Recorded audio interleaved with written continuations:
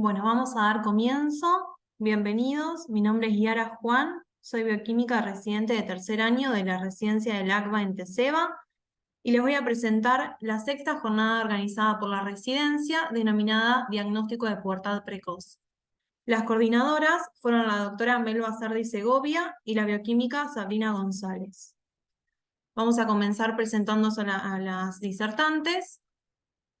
La primer disertante es la doctora Carmen Riu, médica pediatra, endocrinóloga infantil, realizó la residencia y jefatura en el Hospital Garrahan, es ex becaria de investigación del Ministerio de Salud de la Ciudad de Buenos Aires, médica de planta asistente en el Hospital Durán, miembro titular de la Sociedad Argentina de Pediatría, miembro titular de la Asociación de Endocrinología Pediátrica Argentina, miembro titular de la Sociedad Latinoamericana de Endocrinología Pediátrica.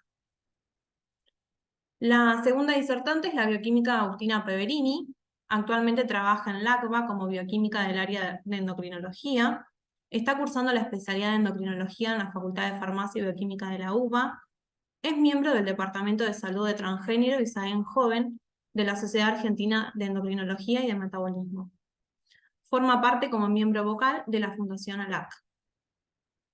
La última disertante es la bioquímica María Julia Furlan, bioquímica especialista en citología foliativa y de la reproducción en la UBA, y actualmente trabaja en la UBA como bioquímica del área de citología y fertilidad masculina.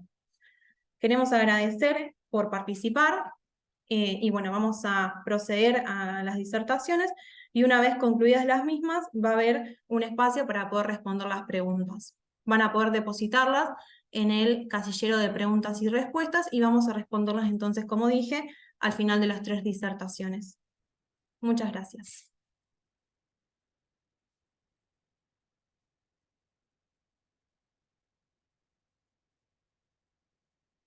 Bueno, entonces Carmen va a empezar a compartir. Ahí estamos. Bienvenida.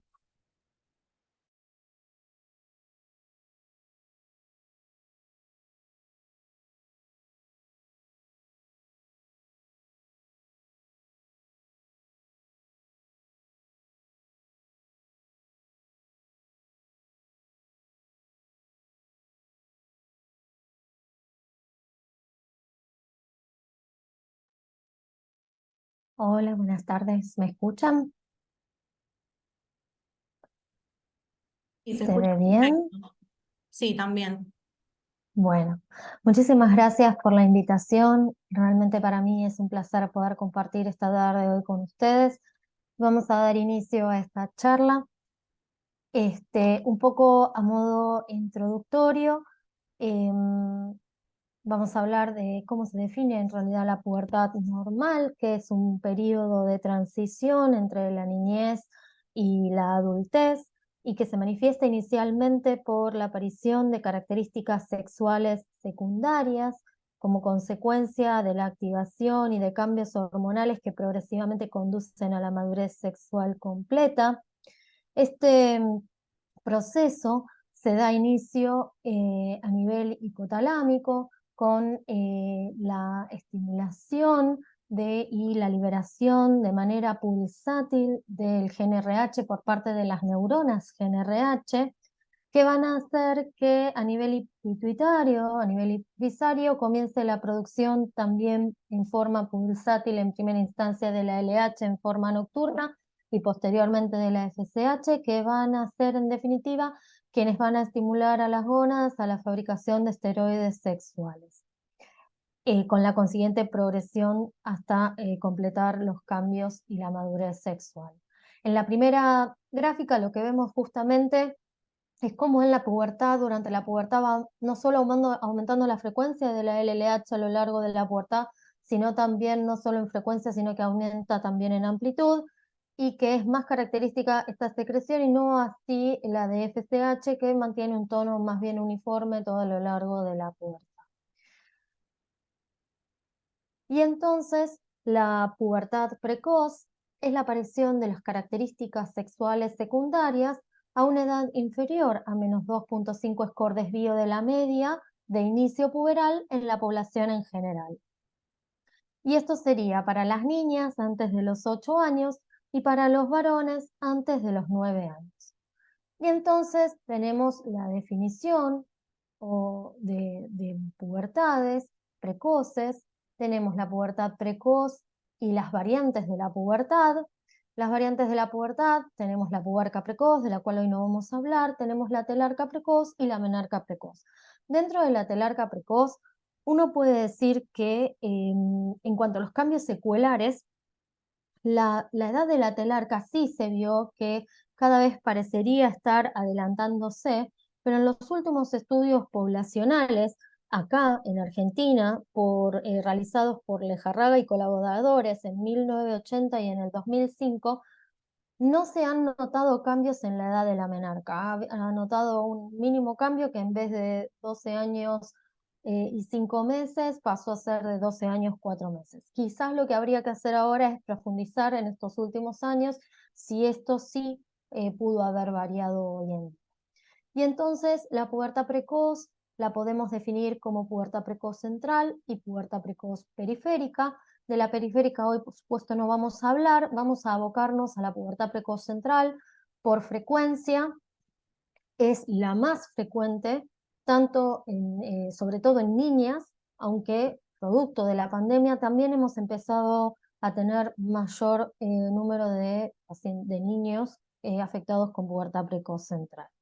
Y dentro de la misma podemos encontrar aquella que está desencadenada por lesiones del sistema nervioso central, eh, que no están, mejor dicho, desencadenadas por lesiones en el sistema nervioso central, como la idiopática, que es la más frecuente, sobre todo en niñas, es la amplia frecuencia, es la afectación de la pubertad precoz central, no así en varones, en donde cuando uno tiene un niño con una pubertad precoz central, tenemos que tener cuidado porque probablemente, altamente probable, tenga una patología del sistema nervioso central que esté desencadenando esa pubertad. También tenemos que pensar en los disruptores endocrinos, que algo vamos a comentar al final de la charla, y en las causas genéticas, que son las mutaciones de ganancia de función de genes como el KIS1, que fabrica quispeptina, que es un poco la puerta de entrada del eje, digamos, del inicio de la pubertad, y su acción sobre el receptor, y también mutaciones con pérdida de función de la macorina 3 y del DLK1, que también tendríamos que mencionar acá, sobre todo porque son genes de imprinting materno y se están asociados a pubertades precoces centrales familiares, más de la rama paterna. Entonces, estas son cosas que tenemos que tener en cuenta y que cada vez se están conociendo más estos mecanismos. Anomalías cromosómicas y exposiciones tempranas a esteroides sexuales. También tenemos aquellas con lesiones, malformaciones congénitas del sistema nervioso central y con lesiones del sistema nervioso central adquiridas. Dentro de las congénitas podemos mencionar los amartomas, sobre todo los 2 o 3 primeros años de vida. Una niña con pubertad precoz central a esa edad debemos sospechar que no tenga un amartoma hipotalámico. Los quistes aracnoideos, la hidrocefalia, el mielomeningocele, la displasia septo-óptica también es más propensa a que pueda tener pubertad precoz central dentro de los primeros años de vida. Y con lesiones adquiridas podemos mencionar los gliomas o astrocitomas, el craniofaringioma, los bigerminomas, asfixia perinatal también, infecciones, enfermedades granulomatosas y parálisis cerebral. Por supuesto, estas pueden ser solamente per se generar pubertad precoz central o secundariamente las terapéuticas instauradas para resolverlos. Y entonces nos encontramos con una niña de 3 años con una telarca bilateral y entonces comenzamos a preguntarnos si esto podría ser una pubertad precoz central realmente verdadera o si es una telarca precoz. Y algo que no mencioné en la primera diapositiva, nosotros debemos recordar que durante los 2 primeros años de vida es fisiológica la telarca en las lactantes, en las niñas recién nacidas dentro de los 2 primeros años de vida. Y esto es como consecuencia, sobre todo, del pasaje de hormonas maternas a través de la lactancia materna. Y entonces ahí puede haber un cierto solapamiento de la clínica, puede ser que sea una telarca y nada más, o puede ser que esto comience a progresar, y esto es lo que vamos a tratar de discernir de cómo llegar al diagnóstico y diferenciar estas dos entidades. Y entonces es fundamental para poder discernir y a estas dos entidades hacer una buena evaluación clínica, evaluar el inicio y progresión de los caracteres sexuales secundarios, ver la velocidad de crecimiento, luego acompañarnos y apoyar nuestro diagnóstico clínico con los exámenes complementarios, una ecografía ginecológica, una realización de una placa de la mano para evaluar la maduración esquelética, los laboratorios correspondientes, evaluando tanto un eje gonadotrófico como la evaluación y detección y dosaje de andrógenos para ver y evaluar que no haya ninguna pubertad periférica, que haya podido centralizarse y que haya madurado el eje gonadotrófico y que haya centralizado, como es frecuente, por ejemplo, en las hiperplasias suprarrenales congénitas. Y también tenemos que evaluar las neuroimágenes, que esto vamos a ver que es bastante controvertido, que hay diferentes posicionamientos frente a si hay que realizarlas todo el tiempo o no hay que realizar el estudio de neuroimagen, pero sí está claro que en niñas menores de 6 años y en niños menores de 9 años esto es fundamental porque hay que descartar patología orgánica. Y entonces vamos a tratar de hacer el diagnóstico y vamos a empezar con la evaluación clínica. Lo primero y lo fundamental, y para nosotros es lo más importante y les diría que es el 90% del diagnóstico, es una adecuada anamnesis.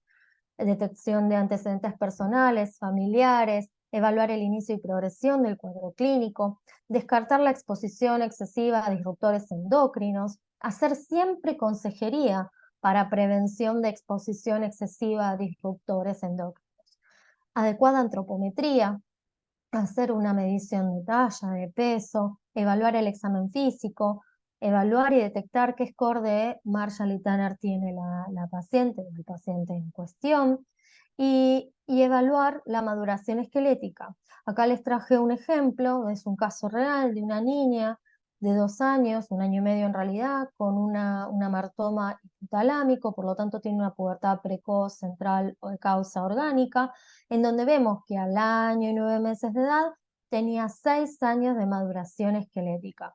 Esta es la placa de la niña que en evidencia se correlaciona con una edad correspondiente a 6 años y esta abajo es la que debería tener si fuera acorde a su edad cronológica. A grandes rasgos lo que vemos es mayor número de núcleos osificados que la niña no debería tener. Y claramente vemos cómo aceleró su velocidad de crecimiento en los últimos, desde los 10 meses hasta el año y 10 meses. Y entonces vamos a los estudios de laboratorio. Los estudios que podemos realizar son todos estos y vamos a mencionar y a ir descartando cosas positivas y negativas que pudiera tener cada una de las metodologías aquí mencionadas. Y entonces el test del LHRH. El test del LHRH es el gold estándar. Es el estudio por excelencia, es el que determina o no si una paciente tiene o no pubertad precoz central. Es un estudio funcional, es un estudio que amerita que el paciente quede en una internación abreviada y esto implica 3 extracciones de sangre, una extracción basal, una a los 30 minutos y otra a los 60 minutos. Y se considera que un pico de LH mayor de 6 unidades por mililitro a través de por ECLIA nos da una especificidad del 100% y una sensibilidad del 94%.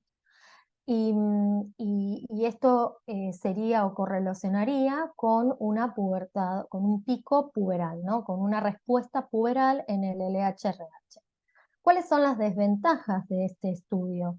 Las desventajas es que implica una internación abreviada, que implican 3 extracciones. Y que eso para los pediatras no es menor, porque si podemos evitarle un pinchazo, lo vamos a hacer. Entonces, es un estudio complejo, es un estudio que no es de muy fácil acceso, que es costoso porque la ampolla de luteoliberina o del LHRH es muy costosa y que no se encuentra disponible en todos los centros en donde se atienden niños y niñas. Por el otro lado, cuando yo era residente, no realizábamos ni un diagnóstico de pubertad precoz central si no hacíamos el test del LHRH. Hoy en día esto ya no es así y hay otras herramientas que podemos utilizar y que no son tan invasivas, y ahora las vamos a ver.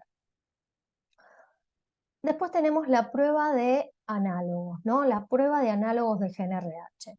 Esta prueba consiste también en una internación abreviada, en donde se va a realizar un dosaje basal y luego la administración de 500 microgramos o 20 microgramos por kilo de leuprolide o 0,1 miligramo por metro cuadrado de triptorelina en forma subcutánea, y luego dosar la respuesta y la secreción y la respuesta de LH, de FSH y de estradiol a las 3 horas y a las 24 horas. Y se considera que una respuesta puberal es aquella que se obtiene un pico de LH a las 3 horas entre 4,9 y 9,2 unidades por litro, y una respuesta y un dosaje de estradiol a las 24 horas de entre 40 y 80 picogramos mililitro, ambos por ECLIA. Y si nosotros sumamos que nuestro paciente, por ejemplo, le hacemos esta prueba y tiene un pico de LH a las 3 horas de más de 8 unidades por mililitro, y que además le da un dosaje de estradiol a las 24 horas de 80 picogramos por mililitro, eso nos da una sensibilidad del 94% y una especificidad del 100%. Ahora, ¿cuáles son las desventajas, ¿no? Este estudio correlaciona muy bien con el test del EHRH. Es muy fácil poder determinar si un niño o una niña tiene pubertad precoz central a través de esta metodología. Pero, no está estandarizados los tiempos, no está estandarizado tampoco el número de muestras que se deberían realizar.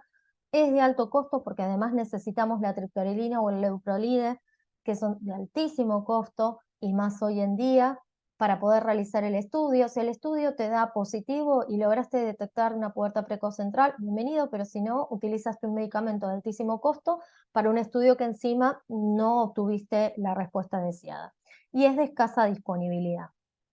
Entonces, seguimos adelante. ¿Cuál es el objetivo? ¿Por qué es que fuimos buscando el test del EHRH, el estudio de análogos de GNRH? ¿Cuál es el objetivo de ir buscando metodologías y ir avanzando? La idea es poder encontrar aquella metodología que nos permita de manera más sencilla, menos cruenta, con menos extracciones, poder hacer un diagnóstico y diferenciar entre una telarca precoz, que es lo que dijimos al principio, y aquellas que van a progresar a pubertad precoz central. Y en este afán de encontrar este cutoff, esta metodología, esto que nos permita discriminar de la mejor manera posible las telarcas de las pubertades precoces, empezaron a surgir un montón de estudios en los cuales medían las gonadotrofinas basales, con el objetivo de poder encontrar un valor de LH basal que nos discrimine entre telarca precoz y pubertad precoz central.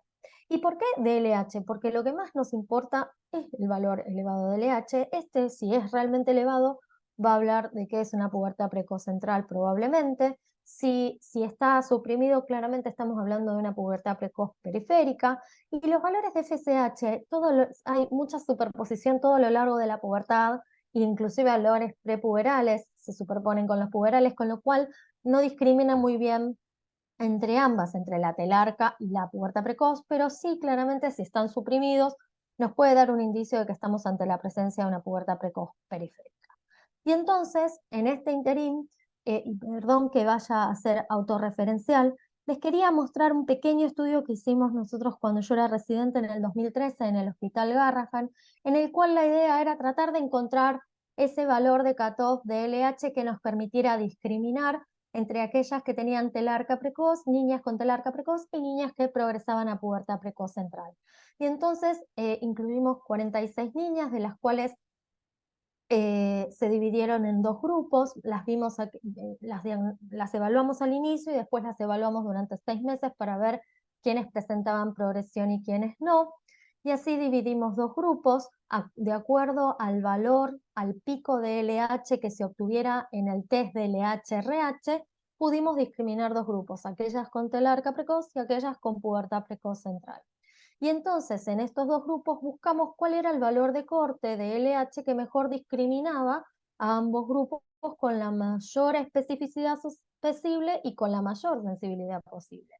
Y ese valor de cutoff fue un valor de LH basal mayor o igual a 0,35 miliunidades por mililitro, en este momento utilizando ICMA, y esto pudo descartar el diagnóstico de telarca precoz en el 100% de los pacientes. Esto discriminaba entre aquellas que tenían telarca de las que progresaban a pubertad precoz central.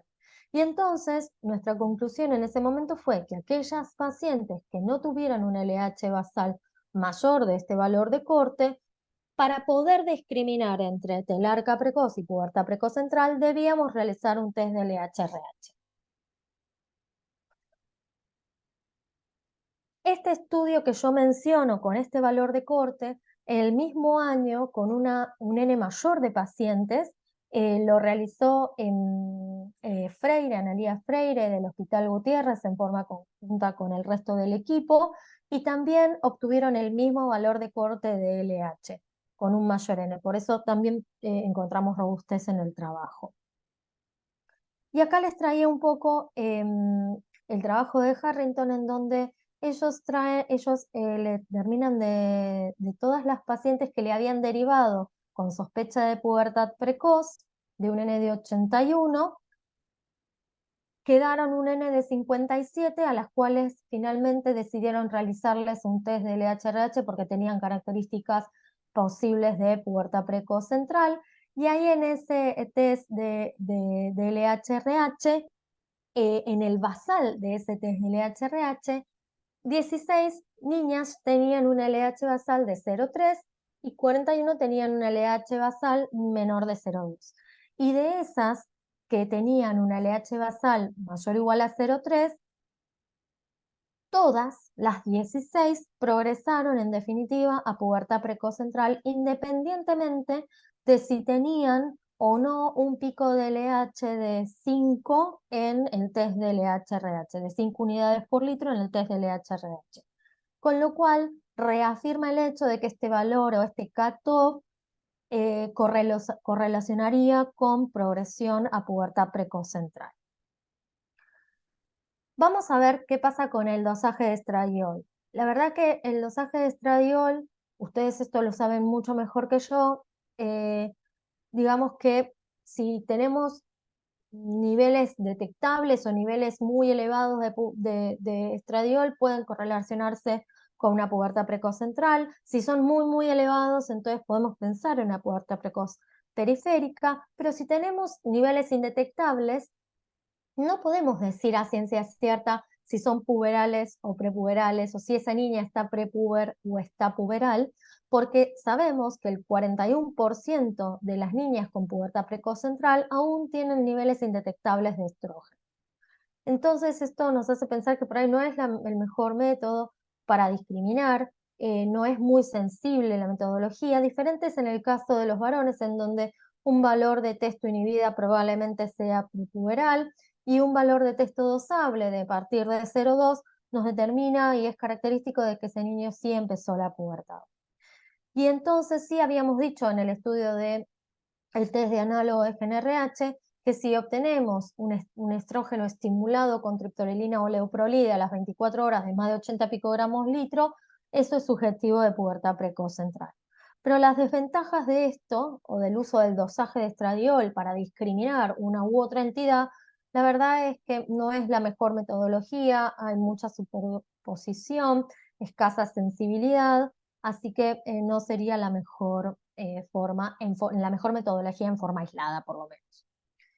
Del urocitograma simplemente voy a mencionar, porque ya van a hablar extensamente de este tema, la doctora Julia, así que del urocitograma lo que sí vamos a mencionar es que lo que busca es ver el efecto de las variaciones hormonales sobre las células exfoliantes del epitelio pavimentoso estratificado de la uretra posterior y del trígono vesical, y que dependiendo de mayor estímulo estrogénico, mayor número de células intermedias y superficiales. Esto es un muy buen método. Antes, hace muchos años, se usaba con mucha frecuencia. Últimamente se ha dejado de utilizar y por mucho tiempo casi ni se solicitaban, pero tiene que ver con que no contamos por ahí con citólogos especializados en todos los laboratorios y no saben leer, digamos, el urocitograma. Pero es muy útil, cuando lo tenemos es una herramienta muy útil. Y entonces pasamos al estudio por imágenes y nos encontramos con la posibilidad de hacer una ecografía ginecológica. Y la ecografía ginecológica busca evaluar el impacto estrogénico sobre el útero, el impacto estrogénico sobre el útero y la acción de las gonadotrofinas sobre el ovario. Un útero y una relación cuerpo-cuello de 2:1 ya muestra de que esto es un indicio puberal. Una prepuberal es una relación cuerpo-cuello 1:1 con un cuello y un útero longitudinal, y cuando va tomando mayor tamaño el útero por sobre el cuello, esto ya es indicio de que es puberal. El diámetro longitudinal uterino se toma como punto de corte 3,4 centímetros o 34 milímetros de longitud. Esto coincide con el inicio puberal. Y un volumen ovárico de 2,3 más o menos 1,4 centímetros cúbicos correlaciona con un estadio de inicio puberal. Y lo mismo la presencia de endometrio. Ahora, es muy operador dependiente, es un estudio que en general tiene que estar avisada la persona que los realiza, hay muchas diferencias interpersonales, también difieren los equipos, no contamos en todos los centros con buenos equipos para realizar los estudios y en general, cada vez que nosotros nos encontramos con muchas dificultades, porque cada vez que pedimos una ecografía, en general es informada por médicos de adultos y no por especialistas en pediatría, con lo cual en general no te informan el volumen ovárico, no informan la relación cuerpo-cuello si uno no especifica que eso es lo que desea buscar. Bien, y ahora con respecto a si realizamos estudios de imágenes, de neuroimágenes o no. Vuelvo a traer, y vuelvo a ser autorreferencial, les vuelvo a traer un estudio que hice yo en el 2017 cuando era becaria de investigación también en el Hospital Garrahan, y un poco la disyuntiva hoy en día sigue siendo si realizamos o no realizamos resonancia de cerebro a todas las niñas con pubertad precoz, o algunas sí o algunas no, y en quiénes hacemos este estudio, que no deja de ser invasivo porque en general tienen que atravesar por una anestesia, lleva contraste, siempre se tiene que hacer con contraste, el contraste siempre necesitamos tener una función renal antes de administrarlo para saber que no haya una insuficiencia renal previa que pueda ser agravada por la infusión del contraste. Entonces, todas estas cosas llevan a que no deja de ser un estudio de alta complejidad y que tenemos que tener cuidado antes de pedirlo. Y entonces, en este estudio se incluyeron 122 pacientes en donde se separaron por grupos. Estos todos pacientes son pacientes con glioma, ¿sí? O sea, son todos pacientes con pubertad precoz central orgánica de causa de un glioma, por causa o secundarios a un glioma. De este grupo de pacientes se dividieron en aquellos que tenían gliomas aislados y aquellos que tenían gliomas asociados a neurofibromatosis en un primer momento para discernir si entre ambos grupos había alguna diferencia en su comportamiento, de si tenían una base genética o eran gliomas sin una base genética asociada a neurofibromatosis, y eso no se encontró. Y entonces fuimos a evaluar cuál era la endocrinopatía al diagnóstico más frecuente en este grupo de pacientes, y por supuesto la pubertad precoz central y el hipotiroidismo central fueron las más importantes y las más frecuentes. Y entonces de las niñas con pubertad precoz central fuimos a evaluar qué edades tenían esas niñas y nos encontramos con que al momento del diagnóstico el 60% de las niñas tenían una, una pubertad precoz central asociada a niñas menores de 6 años, pero el 40% de ellas tenían una pubertad precoz central y eran todas niñas mayores de 6 años. Nosotros habíamos dicho al principio que la pubertad precoz central orgánica es más frecuente en niñas menores de 6 años. Pero acá teníamos un grupo muy importante con patología orgánica, con pubertad precoz central orgánica, y que eran mayores de 6 años. Entonces fuimos a buscar ¿qué manifestación podrían tener estas niñas que nos alarmara a nosotros de que le teníamos que pedir una resonancia? Y por supuesto, estas niñas tenían alteraciones neurooftalmológicas, la mayoría hipertensión endocrinal. Por lo tanto, definimos que en menores de 6 años era obligatorio y mandatorio realizar la resonancia nuclear magnética de cerebro en toda niña con pubertad precoz central, y en las niñas mayores de 6 años que se asociaran a síntomas o signos neurooftalmológicos de hipertensión endocraniana, deberíamos pedirles también una resonancia. Ahora, hay muchas casuísticas diferentes. Hay algunas que apoyan claramente la realización de un estudio de neuroimágenes de esta índole y que les dan casuísticas en donde tienen un porcentaje de niñas con pubertad precoz orgánica mayores de 6 años que va entre el 10 y el 13%. Ahora, de todas esas niñas que se encontraron algún tipo de lesión orgánica a nivel hipofisaria o en algún lugar del sistema nervioso central, ninguna requirió cirugía ni tratamiento, con lo cual podríamos decir que fueron hallazgos, que si no se hubiera pedido esa resonancia, probablemente no hubieran tenido ni signos ni síntomas, más allá de la pubertad precoz central, ¿no? No hubieran tenido que realizarse ningún tratamiento adyuvante para esa patología. Por eso algunos asumen, algunas casuísticas bajan hasta un 0,3, 0,6%. Entonces algunos asumen que no debería hacerse si no hay una causa fehaciente de que puedan tener patología orgánica esas niñas. La disyuntiva radica en estas niñas que van entre 7 y 9 años, y algunos plantean que si las niñas hacen pubertades precoces rápidamente evolutivas, también sería una razón para pedir la resonancia de cerebro. Y entonces vamos a hablar un poco de lo que pasó durante la pandemia y el boom de las niñas con pubertad precoz central. Y quiero decir una sola cosa antes: siempre en varones, siempre en niños hay que descartar patología orgánica, porque en general hay una patología orgánica subyacente, con lo cual siempre hay que pedir resonancia nuclear magnética en un varón con pubertad precoz central. La pandemia vino un poco a cambiar esto, porque así como aumentó la pubertad precoz central en niñas, también vimos varones con pubertades precoces centrales. Y entonces este fue uno de los primeros trabajos que abrió un poco el camino, y que en el 2020 publicó el equipo italiano, un equipo italiano,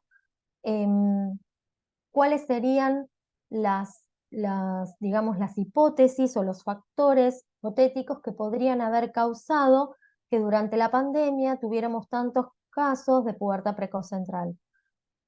Uno de ellos fue, hipotetizaron el aumento del índice de masa corporal, el aumento de la obesidad por el sedentarismo.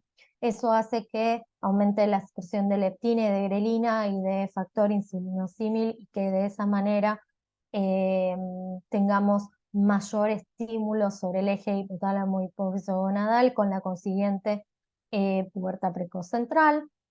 Como habíamos visto, todos estos factores actúan a nivel central en las neuronas productoras de análogos de GNRH, productoras de GNRH, y de esa manera desencadenarían la pubertad.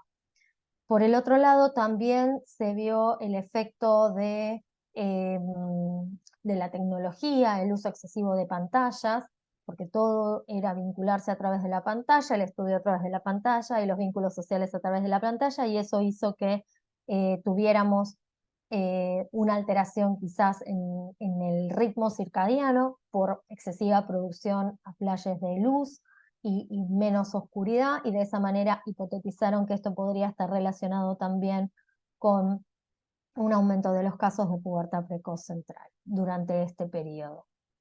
Y la falta de actividad física y la sobreexposición a disruptores endócrinos.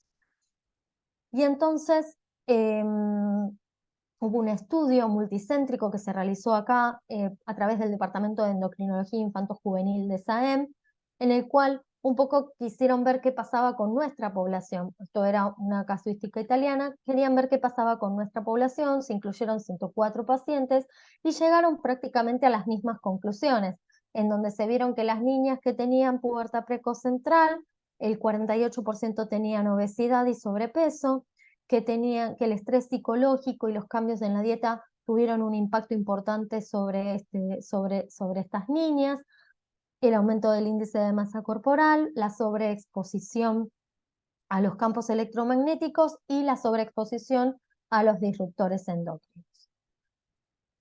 También les quería traer este trabajo, que también es de acá de Argentina. La autora principal es Nadia Genyuk. Esto es un trabajo en un centro privado y lo quiero traer por dos cosas. Primero, porque fue premiado, así que es un trabajo sumamente importante y creo que hay que darle injerencia a los estudios que se hacen en el país, porque llevan mucho tiempo y dedicación y vale la pena. Y el segundo dato es que si bien muestra claramente cómo el último año, entre el 2020 y el 2021, aumentó casi un 30%, un 22% las pubertades precoces en referencia a años anteriores, la característica es que estas pubertades, además de ser precoces, eran rápidamente evolutivas. Casi el 50% de las niñas, además de tener pubertad precoz central, evolucionaban rápidamente. Y les quiero traer otro trabajo realizado acá en Argentina por el equipo del doctor Alonso del Hospital Italiano, en donde muestran en el gráfico claramente el aumento de la incidencia de la pubertad precoz central, pero la diferencia y lo más característico de este trabajo es que, a diferencia del resto, ellos no encontraron ni obesidad ni sobrepeso en las niñas con pubertad precoz central, pero sí encontraron una fuerte asociación entre menarca temprana de las madres y antecedentes e historia de pubertad precoz central intrafamiliar. Y esto les dio significativamente diferente entre las que no progresaron a pubertad precoz central y las que sí progresaron. Y entonces ellos concluyen el trabajo diciendo esto, ¿no? Que sí hubo un gran aumento de de las niñas con pubertad precoz central, pero de aquellas que eran genéticamente susceptibles para hacerlo, que es completamente diferente a todos los otros estudios que se han publicado durante la pandemia. Y por último, este trabajo, que también es del Comité de Endocrinología de la SAP, que se hizo a través de una encuesta a endocrinólogos infantiles, cuál era su percepción de lo que había pasado durante la pandemia, y claramente todos los endocrinólogos de todo el país opinamos lo mismo, ¿no? Que la pubertad se llevó claramente el mayor número de consultas, y esto no solo era a nivel público, sino a nivel privado, con un aumento prácticamente del 80% en relación a años anteriores, ¿no? Y entonces, hasta ahora, todo a lo largo de la charla, pudimos ver que hay factores genéticos y epigenéticos, factores neuroendocrinos y ambientales que llevan a la pubertad precoz central, ¿no? Y en esto quiero detenerme solo un segundo, y ya para terminar, no es el objetivo de la charla hablar de disruptores endocrinos, pero yo quería transmitirles, ya que somos personal de salud y además madres y padres que deben estar escuchando esta charla, y me parece que son cosas que podemos empezar a cambiar. Independientemente de que estemos adelante de una niña o un niño con pubertad precoz central, hay cosas que ya podemos empezar a modificar porque están más que claro que se asocian a que pueda progresar estas pubertades. Y lo vemos en el consultorio, niñas que vienen con telarca precoz, que damos ciertas pautas a los padres para que puedan tener esta orientación, y que a la siguiente consulta desaparece la telarca. Entonces, la verdad es que lo vemos, y si tienen pubertad y esta pubertad empezó, va un poquito más lenta de lo que podría haber ido. Entonces, la verdad es que funciona, me parece que son pautas claras. Disruptores endocrinos hay en absolutamente todo lo que nos rodea, eso no lo vamos a poder evitar, pero estas pautas que yo puse acá son pautas que podemos hacer nosotros mismos y transmitirlas. Evitar el consumo de soja directo, porque absolutamente todo lo que consumimos tiene algún derivado de la soja.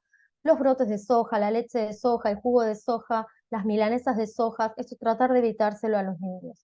El consumo de pollo no más de 3 veces por semana. Hay muchos que dicen inclusive evitarlo. Si estamos en un ambiente económicamente bien, podría ser porque podemos suplir esto por otros alimentos más nutritivos, pero en ciertos medios en donde nosotros atendemos no podemos decirle que no coman pollo a los chicos porque por ahí es la única proteína que consumen. Entonces, sí minimizar su consumo. No recalentar la comida en envases de plástico al microondas. Esto se hace todo el tiempo, sobre todo en los colegios, en donde recalientan las viandas que llevan los chicos. Esto es algo que podemos hacer y que lo debemos evitar.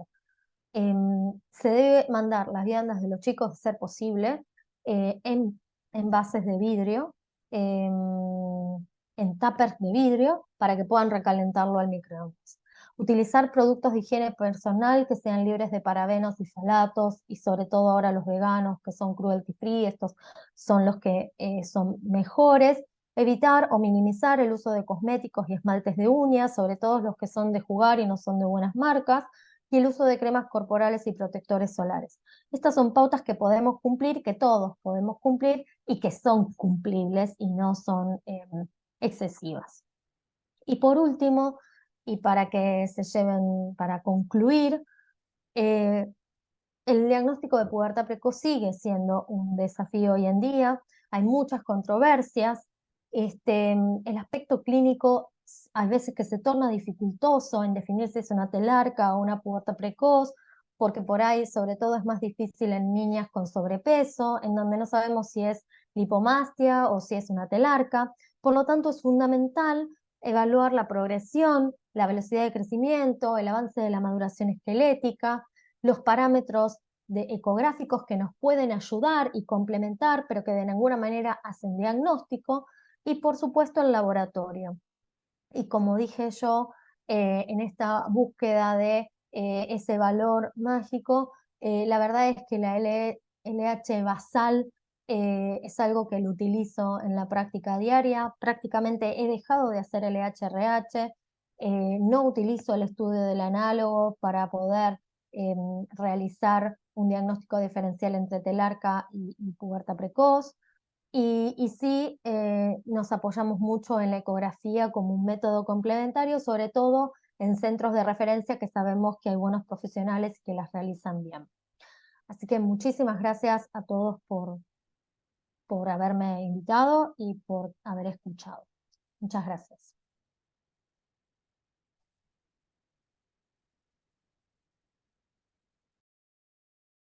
Bueno, muchas gracias, muy interesante. Ahora la bioquímica Agustina Peverini va a empezar a compartir pantalla.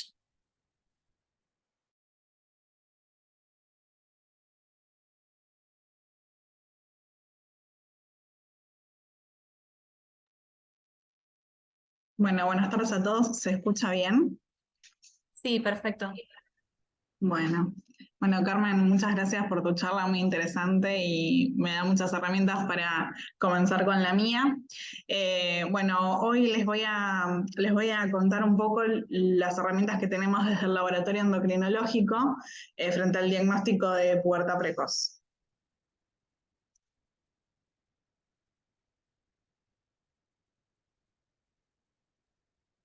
Bueno, como bien ya venimos diciendo, es importante hacer un diagnóstico diferencial de esta patología, un diagnóstico diferencial. Lo que me refiero es a distinguir entre si el origen es central o si es periférico o si es alguna de las otras entidades, como comentó Carmen, que pueden estar dadas por un montón de causas, ¿sí?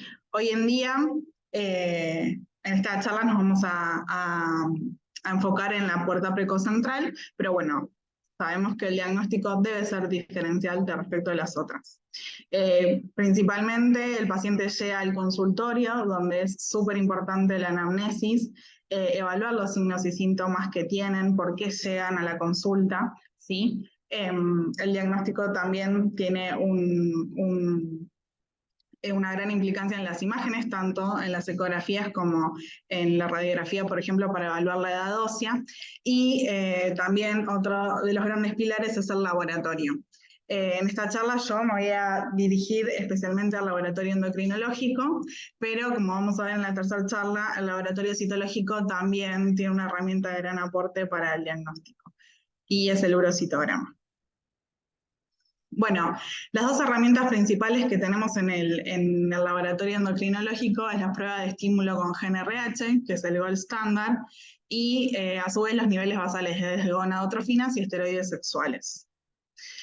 Para arrancar vamos a explayarnos un poquito en la prueba de estímulo con GnRH, como bien dijimos es el gold standard, ¿sí? Lo que se realiza es la medición de LH y FSH basal, luego se administra GnRH, 100 microgramos por metro cuadrados intravenosos, y luego se mide el LH y FSH a los 30 y a los 60 minutos luego del estímulo. La limitación principal que tenemos con esta prueba de estímulo es que no tenemos valores de cortes estipulados para poder interpretar esta prueba, ¿sí? El criterio de interpretación está escrito que es el máximo valor de LH, el famoso pico de LH, que vamos a ver detallado en la prueba, es el que toma un valor diagnóstico, pero hay mucha bibliografía que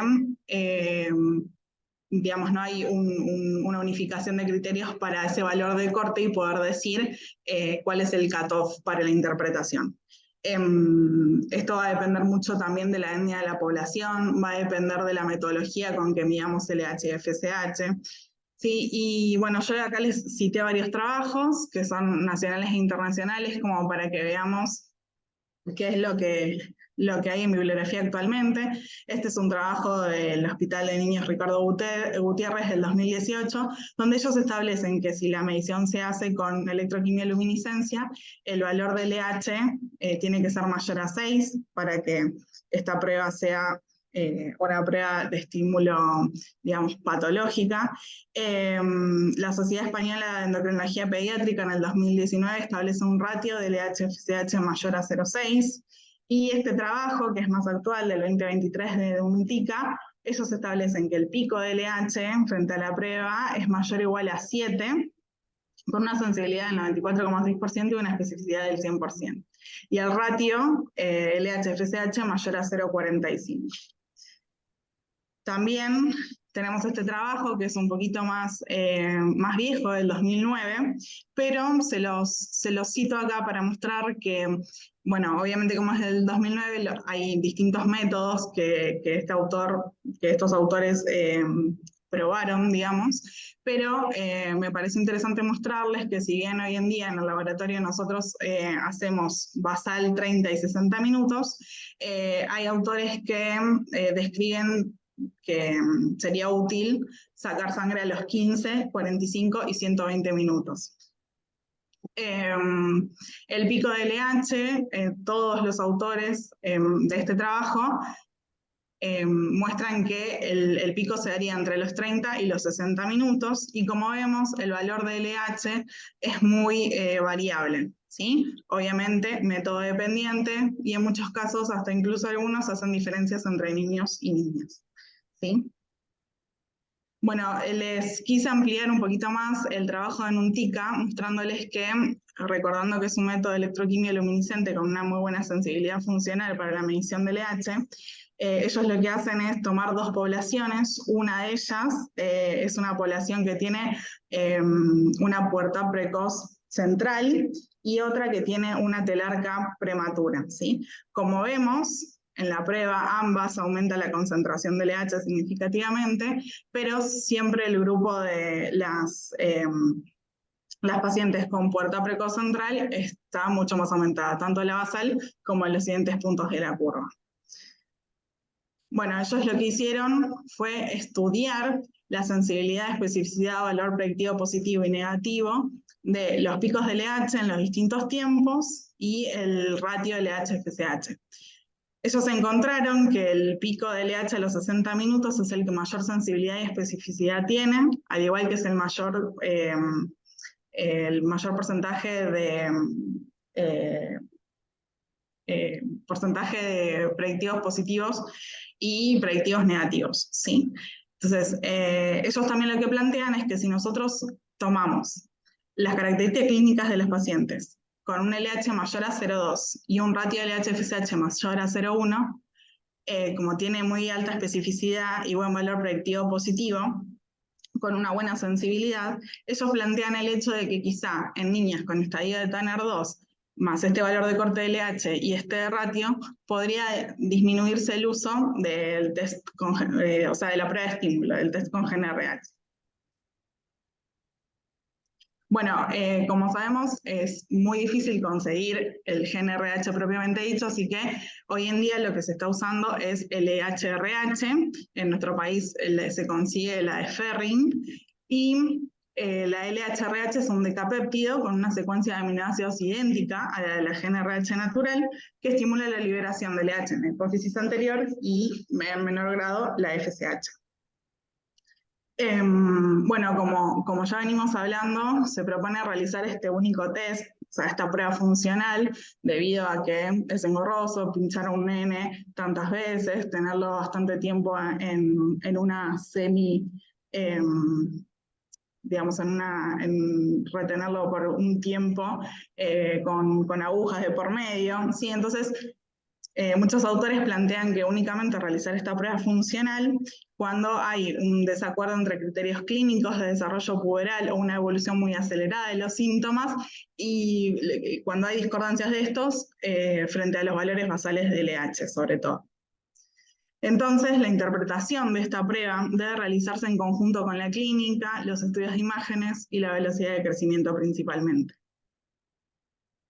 Bueno, otras pruebas, como bien dijo Carmencita, existe la prueba de estímulo con análogos de GNRH de acción rápida. Estos son los leuprolide o triptorelina. En nuestro país no se consiguen, tienen una administración subcutánea y en general se hace una medición a los 30 minutos y a las 3 horas. Un estudio del Hospital de Niños Ricardo Gutiérrez, que utilizó triptorelina en niños, demostró una eficiencia diagnóstica del 96% comparada con el gold standard, que sería la prueba con GNRH. Y también ellos observaron valores de LH mayores a 8 a las 3 horas de estímulo, sumados a un nivel de estradiol mayor a 80 a las 24 horas, con una sensibilidad de 94% y con una especificidad del 100% para el diagnóstico de puerta precoz. Y bueno, además de la prueba funcional, tenemos desde la perspectiva del laboratorio endocrino la medición de gonadotrofinas basales y el estradiol. Sí, como bien venimos mencionando, la FSH no se utiliza, tiene muy baja sensibilidad debido a que se superpone considerablemente entre valores prepuberales y puberales, pero la LH toma una relevancia importante junto con el estradiol. Muchos autores describen que el valor diagnóstico basal de LH es variable, pero cuando es realmente un valor aumentado, confirman en el 50% de los casos una puerta precoz central. Se recomienda dosar antes de las 10 de la mañana, debido a que cuando comienza el estadio puberal, los picos de la LH son nocturnos. ¿Sí? Entonces se estima que cuanto más temprano se midan en la mañana, podemos llegar a tener mejores resultados si estamos buscando o estamos realizando un diagnóstico de puerta precoz. También hay bibliografía que avala un valor de 0,3, otros de 0,2 como indicativos de pubertad, o sea, de LH mayores a 0,2, mayores a 0,3, como indicativo de pubertad, pero si son indetectables, no se puede descartar la puerta precoz, por esto mismo que les comenté, que al comienzo de la patología los picos son nocturnos.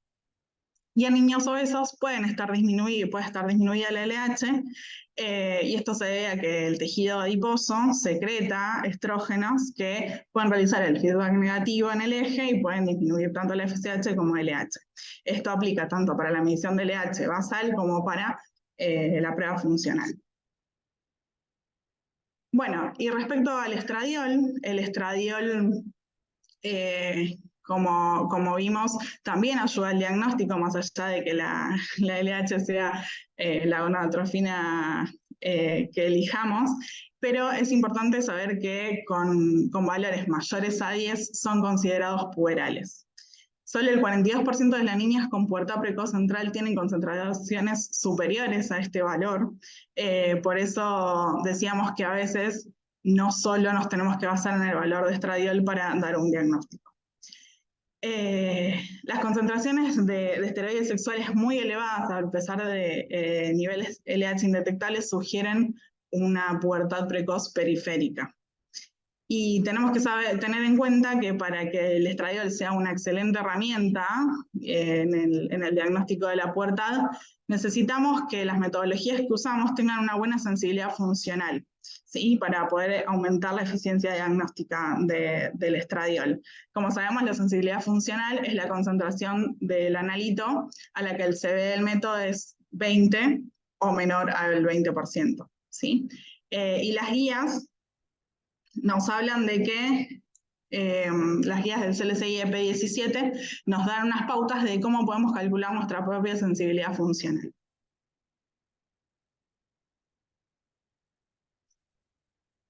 Bueno, yo acá les quiero mostrar, por ejemplo, en nuestro laboratorio utilizamos electroquimioluminiscencia para medir el estradiol, y si uno simplemente se basara en el inserto del laboratorio, vería que la sensibilidad funcional que nos indica es de 25 picogramos por mililitro, con un error máximo permisible del 30% o menos. Esto implica que si yo miraría simplemente el inserto, no podría contar con el estradiol como una herramienta para el diagnóstico, en este caso, de pubertad precoz, ¿sí? Entonces, es por ello que mi recomendación es que calculemos nuestra sensibilidad funcional basándonos en la guía del CLCI EP17, como les dije anteriormente. Y bueno, acá les traigo nuestra experiencia, que bueno, las guías sugieren que mínimamente tomemos 5 muestras con distintas concentraciones. Estas concentraciones deben, estar pensadas en función de mi concentración gold standard, digamos. En este caso, a mí me interesaba saber si yo podía tomar como mi sensibilidad funcional una concentración de 10 picogramos mililitros de estradiol. Entonces, para ello, primero busqué muestras que tengan un valor de 10, menores a 10, porque el límite de detección del estradiol es 5 en nuestro equipo, entonces voy a obtener valores menores a 10, y obviamente mínimamente una muestra que sea mayor a 10, ¿sí? Entonces yo seleccioné una muestra de 48, de 28, de 20, de 15, de 10 y de 5 aproximadamente. Y esa muestra la alicuoté y la medí durante 20 días. Y calculamos, a cada muestra le calculamos la media, el desvío y el CV. Como vemos, a medida de que las concentraciones son más pequeñas, el CV es mayor, ¿sí? Pero cuando la concentración de mi muestra es alrededor de 5, tengo un CV mucho más alto que 20, 27,7, mientras que cuando yo tengo un CV cuando yo tengo una muestra con una concentración de 10, tengo un CV de 15,9. Por lo tanto, puedo tomar a 10 como la sensibilidad funcional de mi equipo. Y entonces así aumentó la eficiencia diagnóstica del estradiol para este tipo de patologías. Bueno, este es un trabajo que Carmencita también citó, que es el que publicaron en la RAEM, el Departamento de Endocrinología Infanto-Juvenil de la SAEM, que habla un poco del impacto de la pandemia sobre el desarrollo puberal en niñas. Y lo que yo tomé de este trabajo es que la LH tomó un papel muy importante y confirmó el diagnóstico de pubertad en el 82,7% de las niñas, y el estradiol el 63,5%.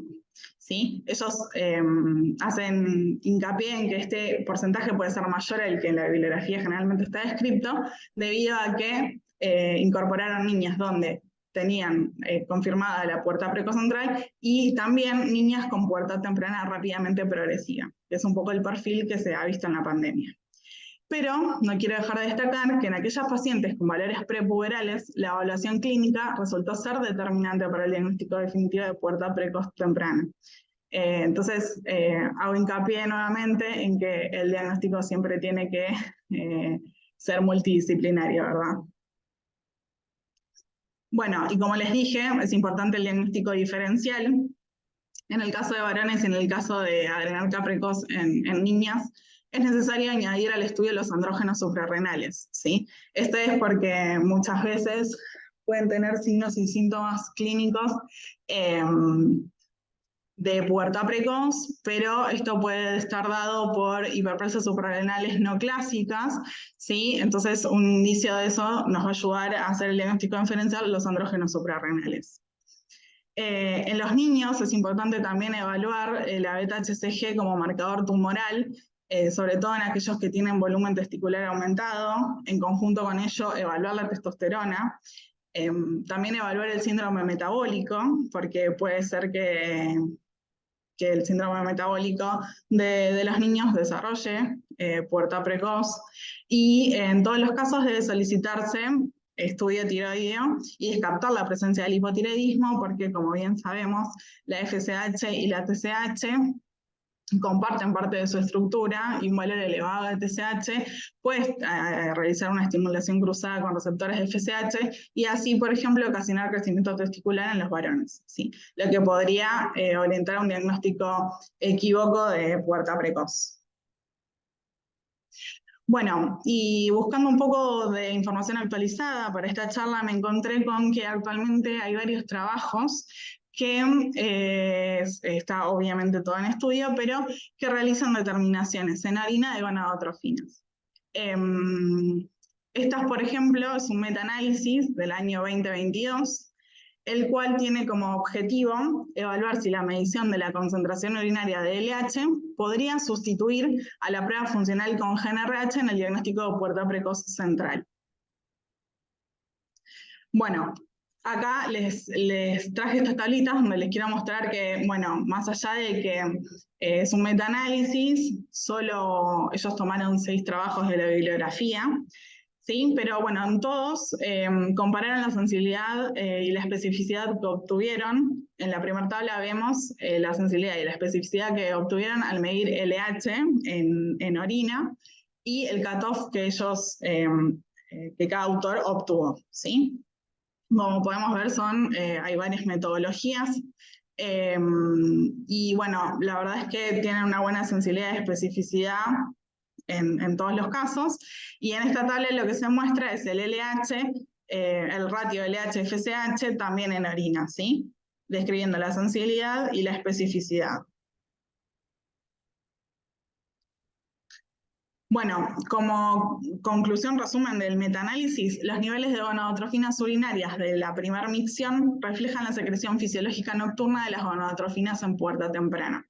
Lo que decíamos que en una pubertad temprana los picos son nocturnos, entonces es en una orina de la mañana podríamos tener mayor concentración. Estos autores describen que en estudios anteriores se han demostrado que tanto la medición de LH urinaria nocturna y el ratio podrían reemplazar a la prueba funcional con GNRH, y que la LH urinaria tiene mayor valor diagnóstico que la relación, o sea, que el ratio. Pero obviamente tiene muchísimas limitaciones este metaanálisis y los trabajos que pude leer al respecto, porque ninguno, o sea, es un trabajo con demasiado N ni a gran escala. En este metaanálisis por lo menos incluyeron menos de 10 estudios, fueron 6, uno de Europa, uno de Corea y 4 de China. Por lo tanto, ellos plantean que necesitaríamos hacerlo que sean estudios prospectivos, multicéntricos, a mayor escala y en otras poblaciones también. Y bueno, también como seguimiento de los pacientes con pubertad precoz, acá yo les traje un trabajito del 2002 que no está tan actualizado, pero lo importante de remarcar de esto, que en la mayoría de la bibliografía, es que tanto los niveles séricos de estradiol y FSH disminuyen en el primer mes y se mantienen suprimidos a lo largo de todo el tratamiento, con un promedio de tratamiento de 2 años. Que a los 2 años del tratamiento los niveles basales de LH disminuyen de forma significativa. Y en este caso también se los traje porque, bueno, ellos además de las gonadotrofinas y del estradiol, siguieron a las pacientes con urocitograma, longitud uterina y respuesta de gonadotrofinas a la prueba de GNRH, y al año todos estos criterios se encontraban en valores prepuberales. Y bueno, y me parece que como importante destacar que en el seguimiento, si tenemos un buen método para dosar estradiol, es importante el estradiol toma relevancia debido a que inicialmente ya toma valores prepuberales durante el tratamiento. Entonces es un buen índice de eficacia del tratamiento mientras existan métodos con buena sensibilidad funcional. Bueno, esto es un trabajo que también se hizo en el Hospital Ricardo Gutiérrez y lo que les quería mostrar es un poco lo mismo, donde en el diagnóstico y luego en el tratamiento, tanto la LH, la FSH como el estradiol disminuyen significativamente y post-tratamiento, con un promedio de tratamiento de 2,8 más o menos 0,2 años, los valores vuelven a aumentar, pero por una cuestión de que ahora sí realmente estamos en el momento de que las niñas desarrollen su pubertad. Y bueno, más que una conclusión, yo les quería dejar una reflexión que es la de destacar la importancia de realizar el diagnóstico y el seguimiento de forma multidisciplinaria. Creo que es lo más importante, tanto para los profesionales como para las familias. Y bueno, me pareció atinado que justo hace poco salió este libro que se llama Apuradas, donde surge un poco de concientizar tanto a las familias como a gente cuidadores de niños que padecen este trastorno, para poder hacérselo llegar y que sea todo mucho más llevadero. Así que bueno, si entran a la página se lo pueden descargar, es un cuento muy lindo. Y bueno, les agradezco mucho por escucharme, acá les dejo la bibliografía. Gracias a la Residencia por invitarme y espero que les haya servido. Muchas gracias, Agustina, súper interesante. Ahora va a presentar la bioquímica María Julia Furlan.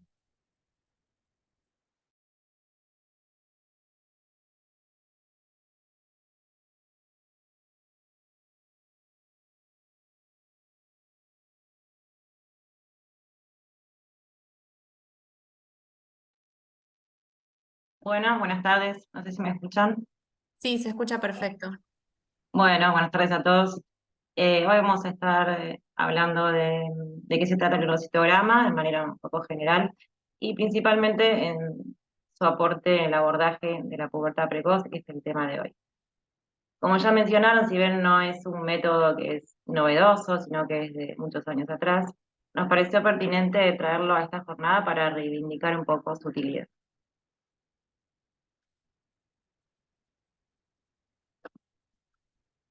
Bien. Entonces vamos a definir al velocitograma como un estudio hormonal que va a estar evidenciando el efecto de las hormonas femeninas sexuales sobre las células del epitelio pavimentoso estratificado. Y vamos a utilizar para ello una muestra de orina, ¿sí? Y de esta manera se va a quedar evidenciado de manera indirecta la presencia de las hormonas y su acción sobre los receptores de estas células. Para ponernos un poco en contexto de cómo surge el método y conocer un poco sobre la citología hormonal, yo acá les traje una breve reseña histórica, ¿sí? En realidad los orígenes de la citología hormonal son muy antiguos y comienzan en 1917 con George Papanicolaou, que lo primero que hace es estudiar la fisiología del ciclo menstrual en animales mediante frotis vaginales. Luego, recién para el año 1925, comienza a estudiar la citología de frotis vaginales en mujeres embarazadas. Y es ahí que se describe por primera vez a las células naviculares, que son células características de un alto estímulo progestacional. Después de numerosos estudios en mujeres, llega en 1933 a publicar lo que sería el ciclo sexual femenino revelado por los extendidos de frotis vaginales, ¿sí? Así que recién para este año se empieza a usar lo que es el colpocitograma. Y los años posteriores, la verdad que el desarrollo de la endocrinología era muy escaso y los métodos que se utilizaban eh, eran muy engorrosos, se determinaban unas pocas hormonas y requerían mucho material y con métodos que nada que ver a los de ahora, no que eran súper laboriosos, generalmente cromatográficos, y la verdad que eran muy escasas las hormonas que se podían medir. Por lo tanto, era una época donde el colpocitograma era muy útil. A pesar de eso, la técnica requería de numerosas tomas de muestra y requería el aporte de un ginecólogo. Por lo tanto, tampoco era un método tan cómodo. Es por esto que un endocrinólogo argentino que se llama Leo Lencioni tuvo la brillante idea de incorporar al sedimento urinario para el estudio de la citología hormonal, ¿sí? Lo que se va a llamar luego el urocitograma. Y es en 1958 que publica el libro con el mismo nombre, que bueno, pasa a ser la referencia para la citología hormonal en orina. Entonces, a lo largo del tiempo, como les dije, ha tenido diferentes usos. Comenzó como la evaluación del ciclo sexual y también se ha usado para el seguimiento, o se puede utilizar para el seguimiento de tratamiento antiandrogénico en hombres con cáncer de próstata. ¿Por qué? Porque, bueno, este tratamiento lo que hace es simular una estrogenización. Por lo tanto, ese epitelio va a tener características estrogénicas. Y bueno, también se ha utilizado mucho en la época que yo les comenté para estudios durante el embarazo, sobre todo en amenazas de parto prematuro y embarazos de riesgo, amenazas de aborto. Esto, por supuesto, ya entró en desuso porque hay técnicas que los han reemplazado y son más precisas y adecuadas para el diagnóstico de patologías. Ahora bien, como sabemos, se puede utilizar en el estudio de pubertad precoz en niñas, tanto para el diagnóstico como para el seguimiento. Y es por eso que lo traemos hoy a la jornada. Este es el epitelio pavimentoso estratificado, ¿sí? Que viene a ser la base del fundamento de la metodología, ya que se encuentra en la vejiga y en la vagina. En la vejiga lo vamos a encontrar en el trígono vesical, que es la zona comprendida entre los orificios de salida de los uréteres y el orificio de la uretra. Y en la vagina lo vamos a encontrar en vagina y exocervix. ¿Por qué va a estar en estos dos órganos que son anatómicamente diferentes? Bueno, porque van a compartir un origen embrionario, ¿sí? Las células embrionarias en algún momento del desarrollo van a migrar tanto a vagina como a vejiga, desarrollando el mismo tipo de epitelio en ambos lugares. Por lo tanto, este epitelio va a responder de la misma manera a los estrógenos y la progesterona cuando se una a los receptores de las células. Y como vemos, el epitelio pavimentoso estratificado es un epitelio que es un efector por excelencia, ya que consta de múltiples capas y es altamente proliferativo, y se puede también evidenciar la maduración y la diferenciación celular, que eso es fundamental para la técnica. Entonces, esto ya lo han mencionado, pero bueno, quería traerlo para recordar un poco cuál es el ciclo del estrógeno dentro de lo que es el ciclo menstrual femenino. Y vamos a recordar que partiendo de un nivel basal, los estrógenos van a ir aumentando durante lo que es la fase proliferativa del ciclo, hasta llegar a un pico alrededor de las fechas de ovulación, ¿sí? Los días cerca del día 14. Una vez que llega a ese pico, los niveles estrogénicos van a bajar, pero no a nivel basal, y la que va a aumentar va a ser la progesterona. Y los estrógenos van a variar hasta después volver a descender los días previos a la menstruación. Entonces, un nivel de estrógeno que supere el nivel basal va a ser niveles que van a estar cerca de este pico ovulatorio. Bien, entonces, como les decía, los estrógenos van a estar actuando sobre este epitelio, principalmente con un efecto proliferativo, es decir, van a estimular la mitosis y van a estimular la proliferación celular, es decir, que el epitelio va a sufrir una hiperplasia, las células se van a dividir y van a aumentar la cantidad de capas celulares. También va a tener un efecto madurativo, por lo cual las células se van a diferenciar, ¿sí?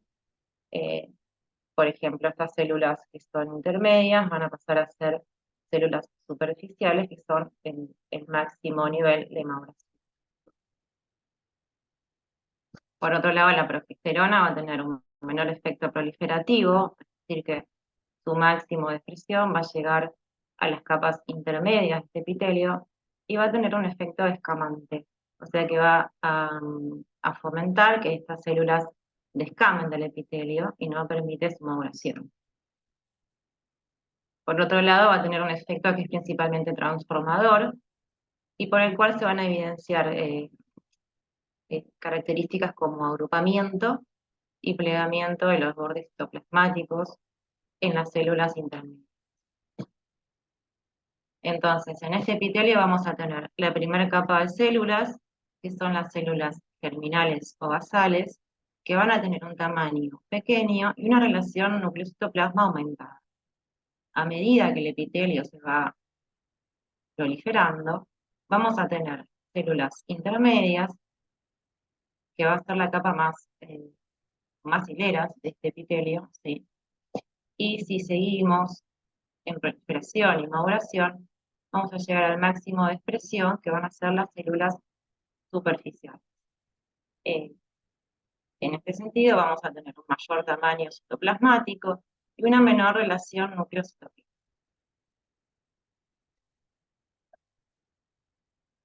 Entonces, nosotros vamos a valorar en un estudio hormonal el trofismo, ¿sí? Es lo que se informa en un estudio hormonal, además de otras cosas. Entonces, para evaluar el trofismo, nosotros tenemos que definir dos índices importantes.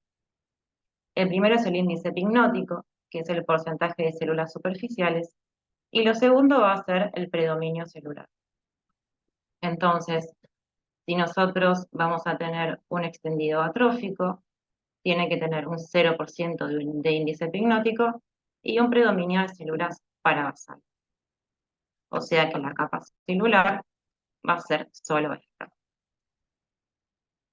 En un extendido hipotrófico, vamos a tener un índice pignótico que va a variar entre 0 y 20, y el predominio celular va a ser de células intermedias.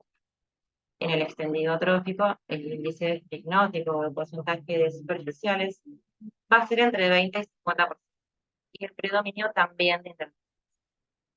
El único atrofismo donde vamos a tener un predominio de células superficiales va a ser el hipertrófico, que esto únicamente sucede en la cercanía del pico ovulatorio y es muy difícil de evidenciar generalmente.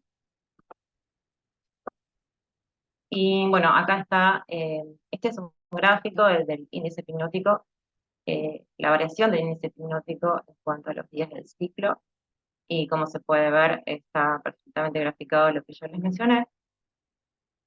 Va a ir en aumento hasta el pico ovulatorio y luego va a volver a descender, ¿sí?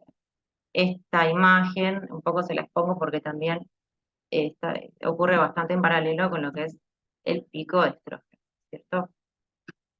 Entonces, cuanto mayor estímulo estrogénico tenemos, mayor índice pignótico va a verse reflejado en el extendido citológico. Entonces, en la vida de la mujer vamos a tener distintas etapas. Desde la pubertad hasta la menopausia, vamos a esperar que haya un nivel de estrógenos mínimo y suficiente para que el epitelio se mantenga entre hipotrófico y trófico. Nunca vamos a tener un extendido que sea atrófico en una mujer en edad fértil, porque como podemos ver en este gráfico, los estrógenos en esa edad se mantienen en niveles elevados, ¿sí? Que es lo contrario a lo que sucede en la prepubertad y la posmenopausia, donde los niveles de estrógenos se mantienen bajos y los extendidos que vamos a esperar son con un trofismo atrófico. O sea que esperamos ver solo células parabasales y un índice pignótico de 0. Entonces, bueno, cuando nos salimos de esa prepubertad normal, vamos a entrar en la pubertad precoz. No voy a entrar en detalle porque ya la doctora Carmen estuvo hablando y desarrollando este tema, pero bueno, sí recordarles que las pacientes que consultan o que vienen con pedidos de glucitogramas generalmente tienen algún síntoma o signo clínico que tiene que ver con un carácter sexual secundario o con alguna, alguna recomendación por parte del endocrinólogo en cuanto a lo que es, no sé, pubarca, telarca, adrenarca, esos signos clínicos, ¿sí? Entonces, el diagnóstico, como ya han mencionado, va a estar basado principalmente en lo que son el laboratorio, las imágenes y la historia clínica, por supuesto que es muy importante. Y bueno, en este caso incorporamos el urocitograma y la citología. Bueno, yo les traje también este trabajo, que también lo mencionó la doctora Carmen Riu, pero bueno, nada, en realidad también quería mencionar, me pareció importante recalcar el aumento de casos que hubo en pandemia, porque fue creo que llamativo para todos los endocrinólogos, para todos los que están en el tema. Es un estudio que es simplemente observacional y descriptivo, y lo que se hace es una encuesta a diferentes endocrinólogos, donde la gran mayoría coincide en que aumenta la consulta por desarrollo precoz o temprano, y que el 95% eh, coincide que aumenta la consulta por pubertad precoz. ¿Y por qué se los menciono? Porque, bueno, nosotros desde nuestro sector de citología en el laboratorio también vimos un aumento de consultas que se condicen, por supuesto, con el resto, digamos, de los profesionales. Vimos que durante el año 2020 y durante los 2 años siguientes aumentó muchísimo el pedido de urocitograma y, por supuesto, bueno, llamó la atención al igual que a todos. Así que, bueno, quería mencionarlo por ese motivo. Entonces, pasando ya a lo que es la metodología para este método, para la redundancia, nosotros lo que hacemos es pedirle una orina a la pacientita, que va a ser una orina de emisión espontánea. Idealmente tiene que tener un mínimo de 4 horas de retención para que llegue a haber una cantidad de células suficiente, ya que una de las limitantes de este método es la hipocelularidad, ¿sí? Tampoco queremos que haya demasiado tiempo de retención porque la orina es un medio hostil, hipotónico, y esas células al estar mucho tiempo en ese medio, lo que va a suceder es que se degeneran, ¿sí? Y después no las vamos a poder ver muy bien al microscopio. Entonces, además de la orina, les pedimos que completen este cuestionario, que es básicamente también para conocer un poco los antecedentes del paciente. También, como mencionaron anteriormente, es muy importante la historia clínica. Y por este motivo se le pregunta si toma medicación, bueno, por qué consulta, los signos y síntomas, patologías, y también se realiza actividad física, si consume pollo o alimentos de pescado o hace de soja, como mencionó también la doctora Carmen, esto suele estar relacionado, entonces preguntamos por ese motivo. También el uso de microondas, la frecuencia, bueno, envases de vidrio o de plástico, cremas, maquillaje y todo el detalle de la mayor información que se pueda tener nos parece mejor. También los antecedentes de la madre y del padre, porque, bueno, a veces hay cuestiones que son hereditarias. Entonces, una vez que nos llega la orina al laboratorio, lo que vamos a hacer es, si podemos, la cantidad, dividirla en 2 tubos. Esos tubos los vamos a centrifugar y vamos a descartar el sobrenadante. Y lo vamos a hacer al menos 3 veces consecutivas para poder concentrar el sedimento y tener una buena cantidad de células como resultado final. Luego vamos a hacer el extendido sobre un portaobjetos y se va a hacer de forma circular, de manera de concentrar la muestra también. Y lo vamos a dejar secar hasta una consistencia siruposa a temperatura ambiente, ¿sí? La consistencia siruposa es difícil de describir, pero sería cuando el extendido no está seco por completo, sino que todavía tiene un brillo y se asemeja a un jarabe, por eso se llama siruposa. Pero bueno, es más que nada práctica. Luego se fija, o en nuestro caso lo que hacemos es ponerlo y guardarlo en un frasco con alcohol 96% hasta el momento de su coloración. Y lo vamos a colorear por el método de Papa Nicolau, ¿sí? Que todo laboratorio citológico debería tener. Entonces, para nosotros hacer un diagnóstico certero vamos a necesitar tres cosas muy importantes, por eso les puse las 3C.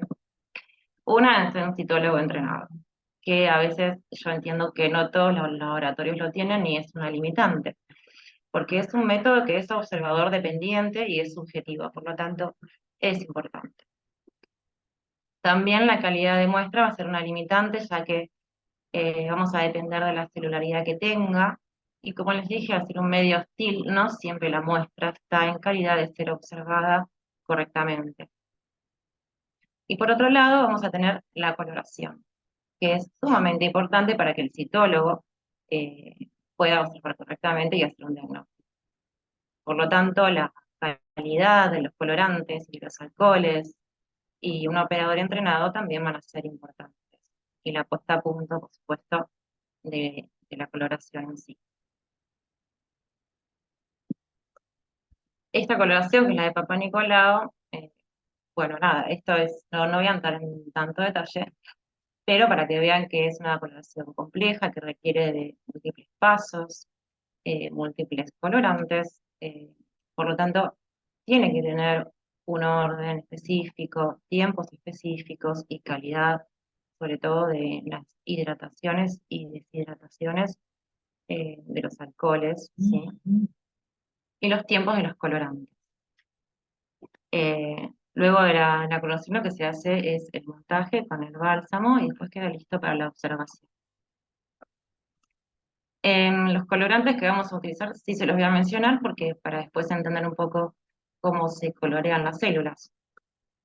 Entonces, en primer lugar va a estar la hematoxilina, que es un colorante básico y que como es catiónico va a tener afinidad sobre todo por el núcleo, porque va a teñir, se va a unir y va a teñir los grupos fosfatos del ácido desoxirribonucleico y ribonucleico. Por lo tanto, vamos a tener de color azulado lo que es el núcleo y algunos sectores de citoplasma que contengan RNA, o sea, que sean inmaduros. Perdón, sí, que tengan RNA, o sea, que estén transcribiendo proteínas que estén metabólicamente activas. El segundo colorante de la batería es el orange, que principalmente va a estar teniendo hematíes y queratina, es un colorante que es de base alcohólica en este caso, y es aniónico, ¿sí? A diferencia de la hematoxilina. Y el último colorante en realidad va a ser una mezcla de colorantes, que va a ser eosina y verde luz. Y vamos a tener la eosina, que por un lado va a estar teniendo el citoplasma de algunas células de color rosado, los nucleolos, y por ejemplo las cilias, habláramos de células cilíndricas. Y por otro lado tendremos el verde luz, que va a tener principalmente estructuras basófilas. Por lo tanto, va a dejar un tono verde o azulado.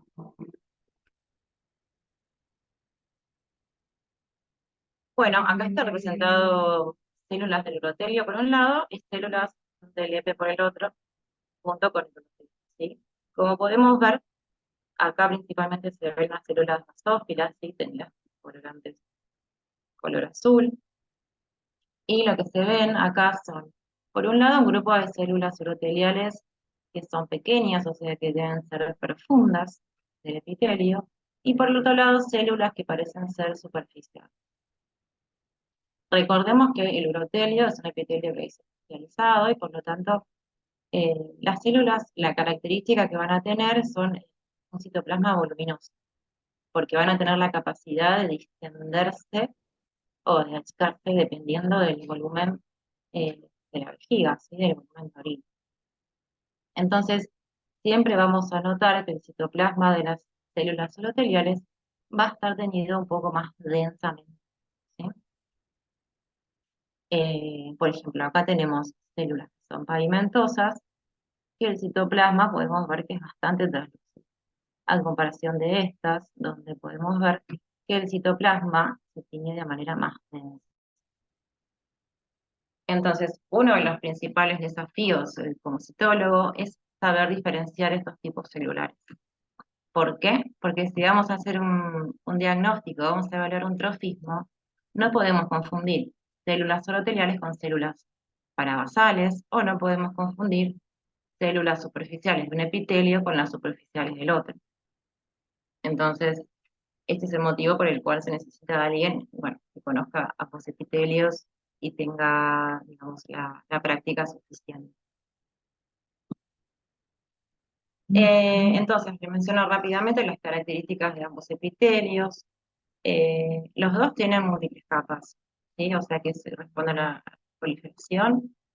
En el urotelio vamos a tener entre 4 o 7 hileras. Va a estar presente en la mayoría de la vejiga, en uréteres, uretra y cáliz renal. Y vamos a tener células profundas, o sea, las células que están cerca de la capa basal, van a ser redondas y pequeñas. Luego las células intermedias van a ser piriformes u ovales. Y por último, células superficiales que van a ser poligonales con múltiples vértices. Y es habitual en este caso observar la multinucleación y también la presencia de nucleolos.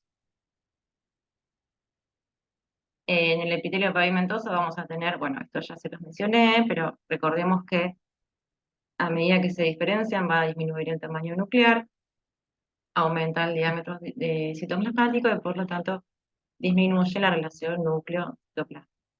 Todas las células serán basófilas a excepción de las superficiales que lleguen a su máximo expresión de maduración, que van a ser eosinófilas, ¿sí? Coloreadas con la eosina. Y no va a presentar multinucleación en condiciones normales. Entonces acá tenemos representados casi todos los tipos celulares, por eso les traje esta foto, me parece muy linda, muy de libro y muy lejano a la realidad, pero bueno, acá se puede ver una célula uroteliar superficial que está bien nucleada, que tiene un nucleolo bien marcado, entonces la podemos definir perfectamente. Lo mismo estas dos van a ser uroteliales, podemos ver que el citoplasma es denso, podemos ver que es un núcleo bastante activo, y acá, por ejemplo, también podemos ver otro nucleolo. Y se diferencian completamente de las células pavimentosas que podemos ver acá.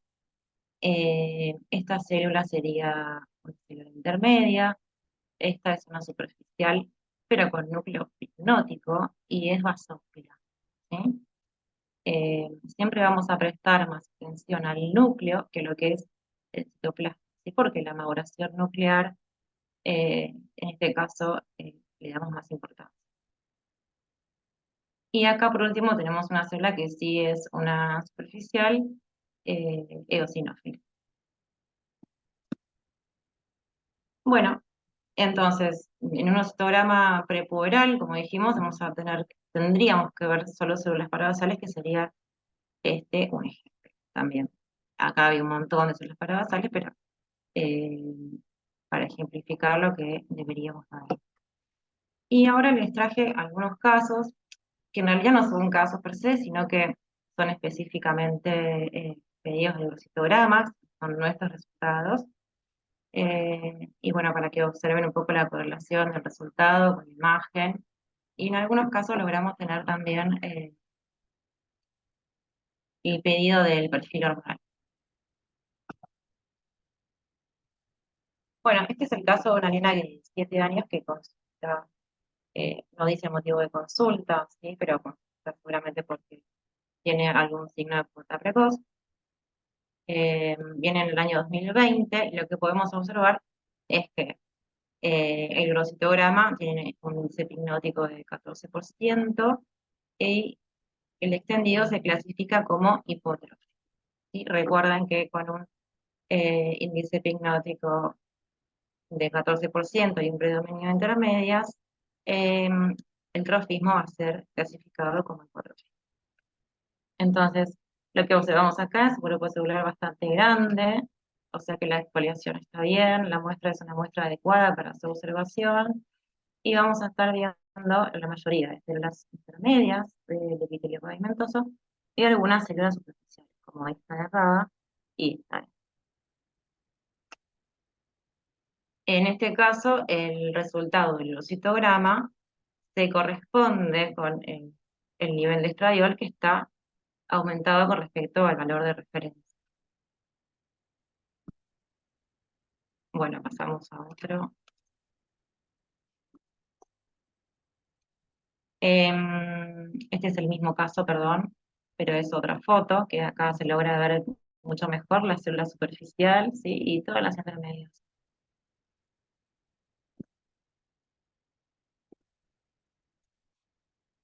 Mismo caso y otra célula superficial para mostrarles, ¿sí? Y seguimos con la mayoría de intermedias. Acá hay otra que tiene también un núcleo pigmótico.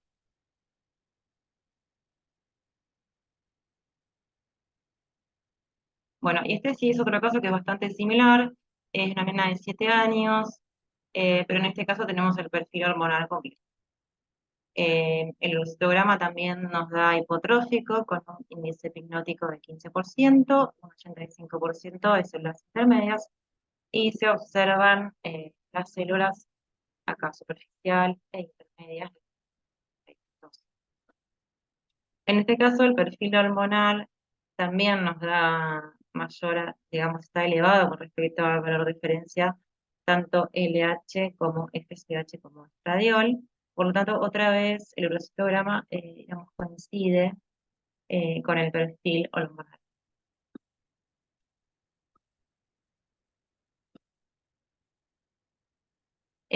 Esta es otro caso, otra nena que consulta por telarca precoz. Esta es la primera muestra que recibimos en el año 2022, en mayo. Lo que nos pasó es que tuvimos una muestra que tenía muy poca cantidad de células, ¿sí? Entonces no se puede hacer la fórmula diferencial de células, pero siempre le vamos a informar, digamos, algo, lo que veamos, porque todo puede ser relevante, ¿no? Para el diagnóstico. Por lo tanto, en este caso se informa que hay un predominio de células intermedias y escasas células superficiales, ¿sí? Que eso es importante. Yo acá justo pesqué en un campo una célula superficial y otra intermedia. Probablemente en otros campos no había ninguna célula y el extendido era hipocelular. En este caso no venía con el perfil hormonal. La misma paciente viene en diciembre y miren cómo cambia ya el perfil, el urocitograma, ¿no? Pasamos de tener escasas células superficiales a tener un 28% de índice pigmótico. Esto en realidad no se sabe si es por la calidad de la muestra en sí, que la primera hubo poca inflamación celular, o si hubo una progresión, digamos, del cuadro. En este caso ya el extendido estrófico y el estímulo estrogénico es elevado para que haya así este nivel de trofismo, digamos. La descamación celular es bastante importante y tenemos en este campo casi un tercio de células superficiales. Disculpen la imagen, pero bueno, es así como se ven la mayoría de los urocitogramas, por lo que ya mencioné, el medio hostil de la orina. Bueno, este es otro caso, que en realidad es una nena que ya tiene 8 años, pero bueno, viene con pedido de urocitograma y lo que se observa es un 6% de células superficiales, un estímulo estrogénico pero bajo, y 94% de intermedio, con abundantes células uroteliales. Les traje esta foto porque la verdad está divino cómo se observa esta célula urotelial, súper multinucleada, y acá se ven también otras uroteliales. Y bueno, esta foto en la que sigue les muestro un poco lo que se vio de pavimentoso. Acá se ve superficiales, ven, esta es basófila, pero está superficial, está superficial. Y acá lo vemos entremezclado con células uroteliales, por acá, por acá. Y se ven la mayoría de células intermedias. En este caso también teníamos perfil hormonal y lo que acá por ahí llamó la atención es que tanto LH como FSH como estradiol estaban por debajo del valor de la referencia, ¿sí? Entonces, nosotros podemos ver que hay un estímulo estrogénico que puede llegar a ser mínimo, que quizás es indetectable por los métodos, digamos, endocrinológicos, pero que en el epitelio está teniendo un reflejo. Por lo tanto, el urocitograma acá nos pareció que está haciendo bastante aporte al caso. Esta es la misma paciente donde vemos mejor acá la célula superficial, en este caso eosinófila, también acompañada de intermedias y algunas uroteliales, así como esta y esta.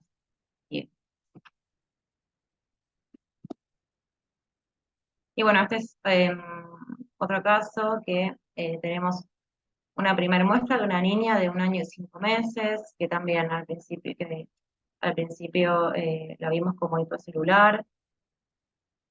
Eran células que encima de ser pocas estaban bastante hipoteñidas, o sea, estaban en estado medio degenerativo, y solo pudimos observar un predominio de células intermedias, y no mucho más. Esto sucede en mayo. La misma paciente concurre unos meses después, en julio, y podemos ver que el cuadro cambia por completo también, o mejora la calidad de la muestra. Acá lo importante de la calidad de la muestra. En esta muestra podemos contar un 14% de células superficiales y un extendido que va a ser hipotrófico. Acá, como pueden ver, la célula superficial, intermedias y también entremezcladas con células uroteliales. En este caso no tenemos las hormonas, ¿sí? Porque hay muchas pacientitas que vienen únicamente con pedido de urocitograma y se hace quizás el perfil hormonal en otro lado, por lo tanto no accedemos a esos datos. Pero bueno, nos parece interesante recalcar la diferencia entre una muestra y la otra.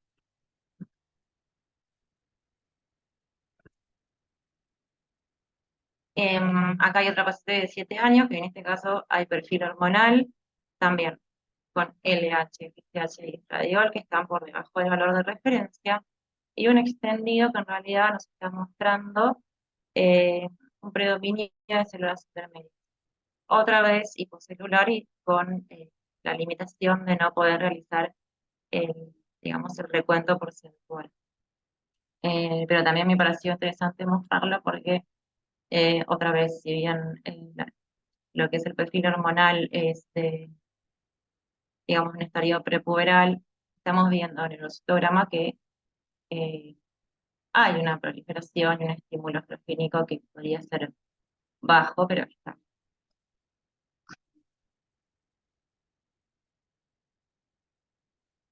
Bien. Como para concluir, digamos, con los casitos que les mostré, es un trabajo que publicó la doctora Pellegrini en un congreso, que lo quise traer porque acá se evaluó tanto perfil hormonal como urocitograma en trillizas que consultaban por telarca, vello púbico y axilar débil, y bueno, tenían un examen clínico con una edad ósea acorde a su edad y un volumen uterino y ovárico aumentados. Entonces, el perfil hormonal estaba, digamos, todas las mediciones de LH, estradiol y digamos, la hormona de crecimiento, estaban todos dentro de lo que es el valor de referencia.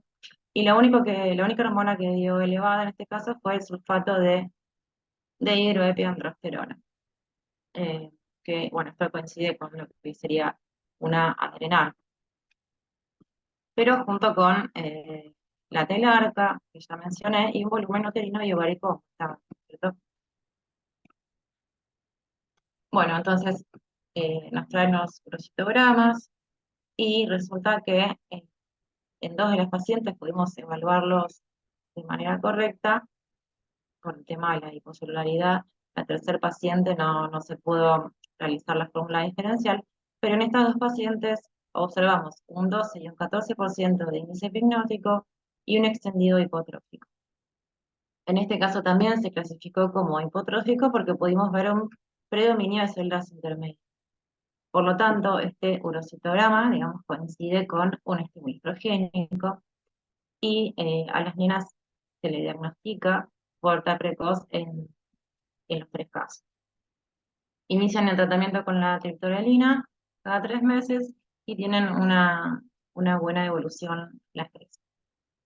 En este caso se destaca la importancia de los estudios aportados por el laboratorio, tanto endocrinológico como citológico, para definir el diagnóstico de la pubertad precoz y así poder implementar un tratamiento adecuado tempranamente.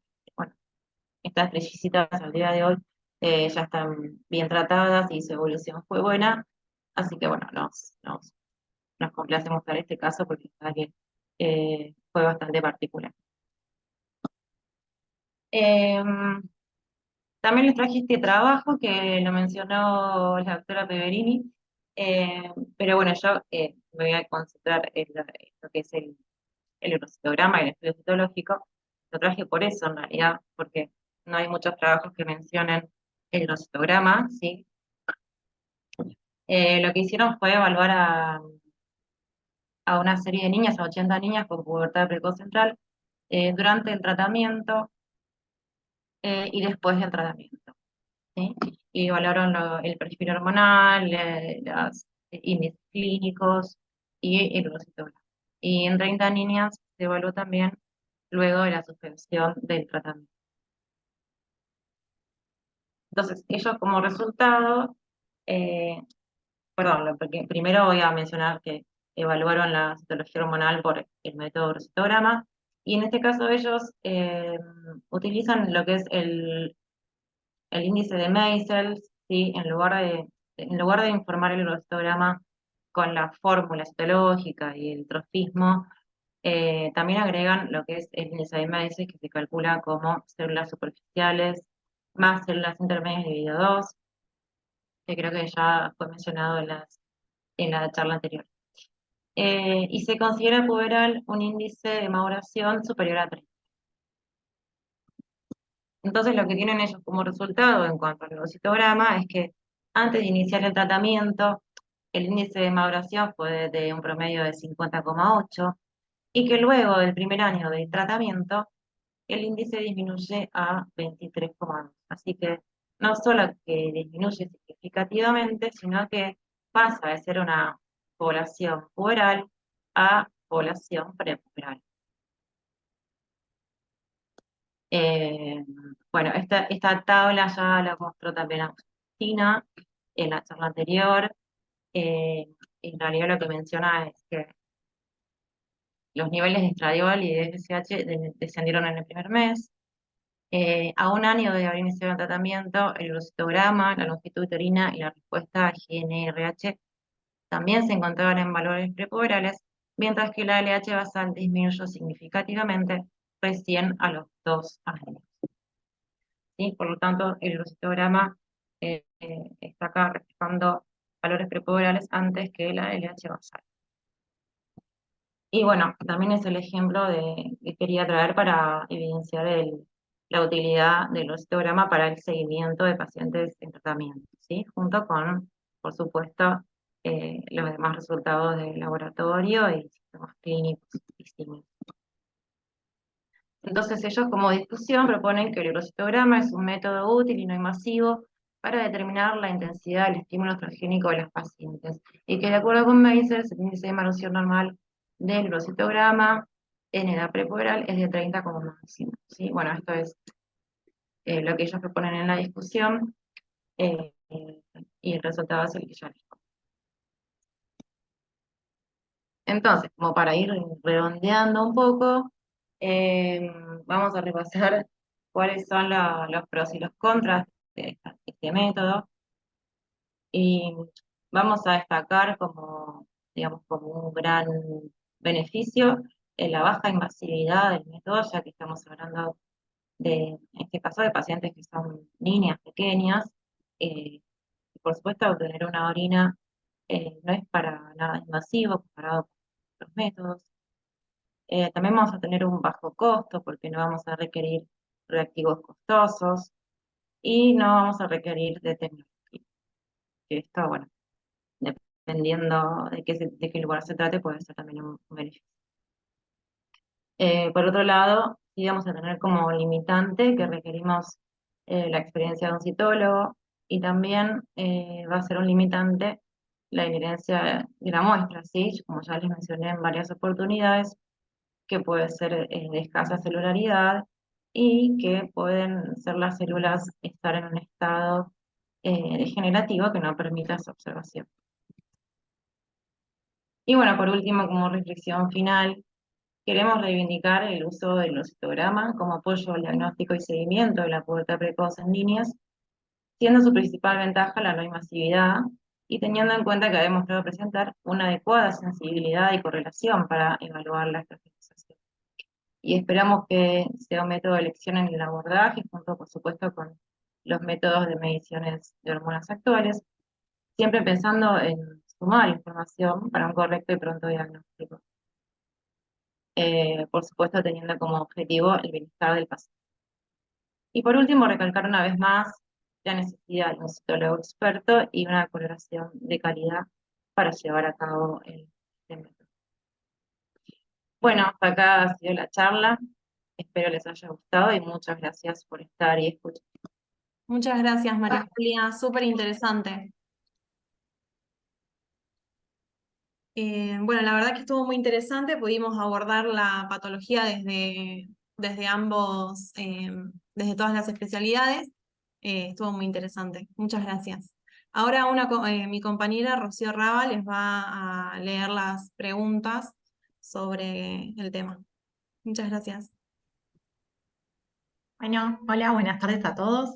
Tenemos algunas preguntas y la primera pregunta es para la doctora Carmen Riu y dice, ¿cada cuánto tiempo se recomienda volver a repetir la LH en sospecha de pubertad precoz?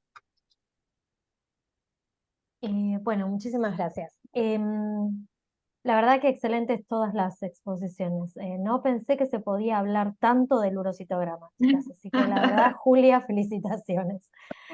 Con respecto a la pregunta, la verdad que uno se basa en la clínica, ¿no? El laboratorio es un complemento y entonces lo más importante y lo fundamental es que vos la cites con frecuencia, la controles, veas si progresa clínicamente el estadio de Tanner, te podés fijar inclusive si progresa, si hay impacto en la ecografía, para ver si hay algún cambio con la anterior que le pediste, si avanzó la maduración esquelética. Esos, digamos, hitos clínicos son los que te van a decir a vos si amerita que le pidas un nuevo laboratorio y vas a encontrar algún cambio con el anterior que le pediste. La verdad es que no te podría decir, se recomienda cada 6 meses, se recomienda cada 4 meses. En realidad se recomienda cada 4 a 6 meses que la controles clínicamente. Y si vos evidenciás cambios drásticos, tanto clínicos como de algún estudio complementario no invasivo, bueno, por ahí evaluaría la necesidad de volver a repetirlo. ¿Mm? Bueno, muy bien, doctora. Tenemos otra pregunta y es para la doctora Julia Furlan. ¿Se puede utilizar coloración de Short? Bueno, la coloración de Short siempre también surgió hace muchísimos años por un endocrinólogo argentino, y como poder se puede utilizar, pero la verdad es que, como siempre decimos, la coloración de Papa Nicolau es de excelencia y tiene que estar en cualquier laboratorio de citología. Por lo tanto, no es de elección. ¿Por qué? Porque si bien es un método, digamos, una coloración que tiene un procedimiento más sencillo, no es fácil de observar, es muy difícil, eh, y digamos que no tiene, o sea, mucha correlación entre los resultados, no tiene mucha reproducibilidad. Personalmente la considero difícil de observar, aún más. Por eso es que no es de elección. Pero bueno, si no se disponiera por algún motivo de Papa Nicolau y es alguien que está entrenado en observar ese tipo de coloración, que se podría teniendo los recaudos. Bueno, muy bien. ¿Querés decir algo más, Julia? No, Ah, porque se me cortó. Sí, sí, eso Bueno, es. y tenemos otra pregunta más para la doctora Carmen. Y preguntan, ¿qué rango etario tenían las pacientes que incluyeron en su trabajo del cutoff del EH? Eran todas pacientes con pubertad precoz y por supuesto, si es pubertad precoz, todas menores de 8 años. Genial. Perfecto, muy bien. Bueno, también tenemos una pregunta para la doctora Agustina Peverini. ¿Se considera necesario que cada laboratorio calcule la sensibilidad funcional del estradiol? Sí, yo considero que, considerando, por ejemplo, para el caso que nosotros mostramos del inserto de electroquimio, si bien uno pensaría que la electroquimio puede llegar a ser la más sensible, justamente el inserto no nos decía lo mismo y me parece de suma importancia poder calcular la sensibilidad funcional de cada equipo con el que vamos a medir estradiol. También eso va a depender de cada metodología justamente, entonces es difícil tomar la sensibilidad funcional de otro, obviamente, respecto de cada equipo, así que yo aconsejo calcularla, sí. O sea, sabemos que lleva un costo, eso es una realidad, más hoy en día, pero le va a dar calidad a los resultados. Bueno, muy bien. Y tenemos otra pregunta para la doctora Julia. ¿La muestra se puede guardar en heladera en caso de que no pueda ser procesada inmediatamente? Bueno, como dije, es un medio muy hostil, así que en lo posible no se debe guardar más de 2 horas. Se debe procesar inmediatamente. Lo que sí se puede guardar es el extendido ya fijado, pero idealmente hay que tener a alguien que lo procese, ni bien sea al laboratorio o en el transcurso de un par de horas. Muy bien. A ver. Tenemos una pregunta más para la doctora Agustina. En el trabajo de metanálisis de gonadotrofinas urinarias, ¿saben qué plataformas usaron para medirlas? Mira, en el metaanálisis no especificaban en cada trabajo, pero cuando busqué algunos individuales, la mayoría usaba quimioluminiscencia y, por ejemplo, principalmente la plataforma de Siemens Centaur. Era la mayoría de los trabajos. Bueno. Bueno, si alguien quiere hacer preguntas, estamos juntando las preguntas por el chat y por el icono de preguntas y respuestas. Y tenemos una última pregunta. Quería saber si en la práctica diaria, es para la doctora Carmen, quería saber si en la práctica diaria los médicos se apoyan en el urocitograma para el diagnóstico. Sí, mira, durante mucho tiempo se había dejado de usar, y en parte por lo que ya hemos comentado. La verdad que es muy difícil que en algún lugar, que en cualquier laboratorio lo hagan y que tengan citólogos y que sea confiable el informe. Pero es algo que a raíz de la pandemia lo hemos empezado a utilizar cada vez más. Y la verdad es que sí, correlaciona muy bien. Y quería aprovechar tu pregunta para comentar uno de los ejemplos que dio María Julia, que justamente en el cual por ahí el laboratorio vos pensarías que es prepuberal, que es ese paciente esa nena con una LH de 0,1, una FSH de 3, estradiol no dosable, y vos ya tenías, por ejemplo, células intermedias. La verdad es Ajá. que uno diría que es prepuberal, pero sin embargo, esa LH ya está desinhibida. Eso te habla de que el eje hipotálamo hipófisis gonadal está activado, así que Claro, probablemente esa niña progrese hacia una pubertad. Con exacto. lo cual tenés tanto el laboratorio como las intermedias, las células intermedias que encontraste, que te están dando la pauta de que probablemente progrese. Quizás no para tratarla inmediatamente, pero sí para controlarla de cerca cada 3, 4 meses para que veas la progresión puberal y eso te puede dar la pauta de que puede iniciar un tratamiento. La verdad es que como todo, no es diagnóstico por sí solo, el laboratorio tampoco es diagnóstico por sí solo, es la sumatoria y siempre la clínica es soberana. La clínica es la que te da la pauta de cada cuánto uno tiene que accionar. Bueno, Buenísimo. muy clara la doctora, muchas gracias.